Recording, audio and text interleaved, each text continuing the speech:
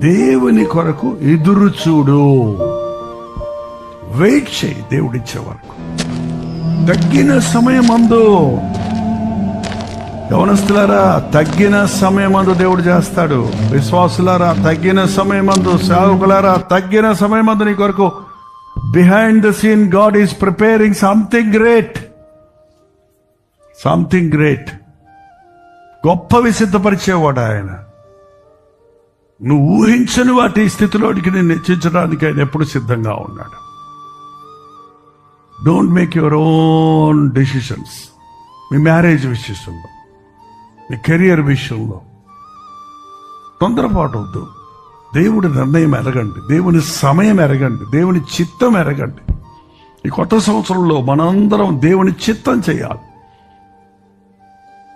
ఎవరి మనస్సు నీ మీద ఆనుకున్నో వాడిని పూర్ణ శాంతి గలవానిగా నువ్వు కాపాడుతావు. అంతే. నా జీవితం నాకంటే ఎక్కువ నా దేవునికి తెలుసు. నా భవిష్యత్తు నాకంటే ఎక్కువ నా దేవునికి తెలుసు. అమ్మ ప్రేమించిన దానికంటే, నాన్న ప్రేమించిన దానికంటే, మన సొంతోళ్ళు ఇంటోళ్ళు ప్రేమించిన దానికంటే, మనం ఎవరో ఊరు పేరు తెలియని వారమైనా మనల్ని ప్రేమించే యేసయ్య ప్రేమ ఎంతో ఉన్నతమైంది. అందుకేనండి విశ్వాసం కావాలి. విశ్వాసం ఉంటే దేవుని కార్యాలు చూస్తాం. విశ్వాసం వదిలేసినోడు మానవ ప్రయత్నాలు చేస్తాడు. విశ్వాసం ఉన్నవాడు దేవుని వైపు చూస్తాడు. నిర్ణయ కాలంలో జరుగును, అది జరగాలని ఆతురపడుచున్నది, అది తప్పక జరుగును. అది దేవుడి ప్లాన్లు మారవు.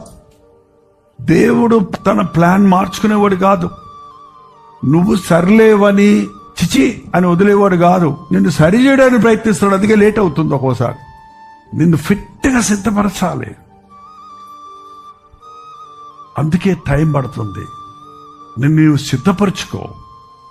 ఆయన సమయం కొరకు కనిపెట్టు.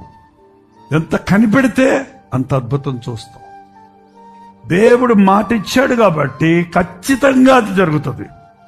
ఖచ్చితంగా. ఆలస్యమైనను దాని కొరకు కనిపెట్టుము, అది తప్పక జరుగును. జాగు చేయక. నువ్వు జాగు అనుకుంటున్నావు, నువ్వు ఆలస్యం అనుకుంటున్నావు. నీ దృష్టిలో నువ్వు ఆలస్యం అనుకుంటున్నావు. ఆయన ఆలస్యం చేసేవాడు కాదు.